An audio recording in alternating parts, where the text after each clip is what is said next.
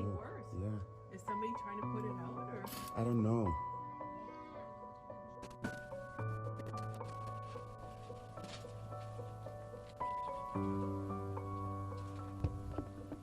And again, the investigation continues. As the FBI SAC said, we will continue to investigate, but our preliminary assessment of the situation is it was not terrorism related, but we will continue to stay vigilant. We will continue to make sure that the information we have is passed on to the public.